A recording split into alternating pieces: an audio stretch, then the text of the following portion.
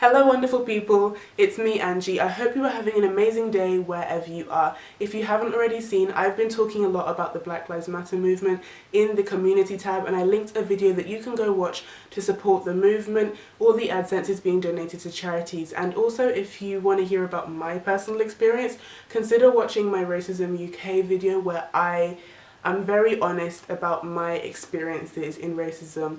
With that said, in this video I wanted to keep it on brand, keep it studious, but also talk about Black Lives Matter and racism because those are very important topics to me. With that said, as you can see by the title of the video, these are 5 things that you can do in your school to help make it a environment that is less ignorant. You can educate yourself and educate others at the same time. With that said, let's get to it. So the first thing that you can do is to diversify your library. I will leave a link down below to Chimamanda Ngozi Adichie's TED Talk on the danger of a single story. It is one of my favourite TED Talks to this day, and essentially it says that it's important to have different narratives, and if your school has a library, consider reaching out to your librarian and asking them to buy more diverse books. Specifically name them so it's easier for the librarian. So with me, when I was going through all the books in the library, I'm hoping that all the books by black authors had been taken out at the time, but I could only find one book by a black author. So I reached out to the school librarian and I listed a couple different books by black women, POC, and she's agreed to get them to the school library, which might seem like a little thing, but it does have a very big impact. And even though, yes, I'm about to go to uni, it means the younger girls, the other girls, will have more options and more diverse books that they could read. It's a really important thing. If you're someone who's a book nerd like me, seeing myself in a book for the first time was an amazing thing. I do believe Mallory Blackman, I think she's probably the first author that I read where I really saw myself in a book, and it's a really, really special thing. So definitely consider diversifying the books in your library. The next thing that you can do right now is to check up on people. Experiencing and seeing racism can be very traumatic and can take a toll on people's mental health. I know myself personally, I've really struggled over the past few days with this. So reaching out to people, whether you are calling them, you are texting them, just letting them know that you are thinking of them, that is a really great thing to do. It might seem really, really little, but it means a lot more than you would know. On the topic of mental health, I'm definitely going to recommend getting the Stop, Breathe, Think app. I was meant to release a video about best apps for students, but instead we're going to mention it here first. You can track on your mental health, your physical health, and they have loads of meditations, breathing activities, and nice animations for you to watch. It's one of my favourite apps. I've been using it since September, and this is now June, I think?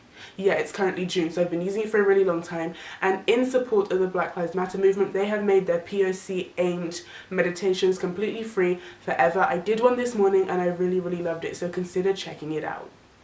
The next thing that you can do is to be proactive and make resources available. It's great if you ask your teachers to make things, but it might not necessarily be their priority. They may be busy, so if you already make the resources and then they go ahead and distribute it, it makes things so much easier. I know myself and my friends right now, we are making resources for every single subject to use in Black History Month. So whether it be art or food tech or classics, we're going through every single one. And it's a really useful thing because you get to see yourself in your subject. I know with me, when I was younger, I didn't really see myself in STEM.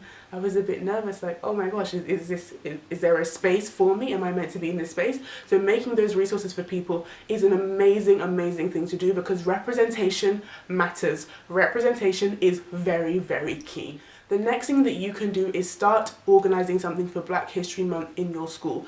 Whether it be a YouTube video that you've seen that was really useful that you send around to the form tutors, or you do an assembly, or you make a display board, you need to go out of your way and be proactive to make the change you want to see. You need to be the change you want in the world. I'm pretty sure that's a quote from someone. And you need to make sure you're very solution based because not everyone has the same interests as you. So if you're doing these things, that is even more amazing.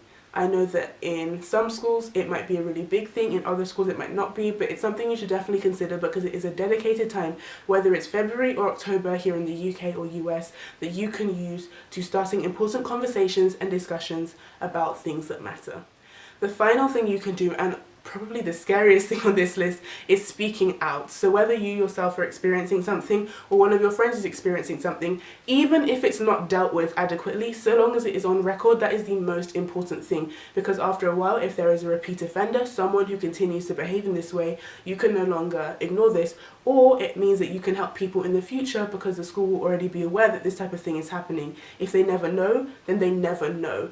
It's really difficult, I'm aware of this, and I mentioned this in my Racism UK video, but when you speak out, you owe it to yourself and to other people around you, as you can hopefully contribute towards a change. With that said, I am not going to say my normal smile, subscribe, study hard. I want you guys to stay healthy, stay safe. I'm praying for productivity and peace for all of us. My social media, in particular Instagram, will be down below. So if you need someone to talk to right now, if you're looking for advice or anything like that, definitely reach out to me. And in the description, I will leave links to petitions, etc. and other things that can help with the Black Lives Matter movement. If you haven't already checked out my website, I will be releasing a blog post on different things that you can read to educate yourself. With that said, please stay very, very healthy and safe in this time. I'm praying for all of you, and I will see you again very, very soon.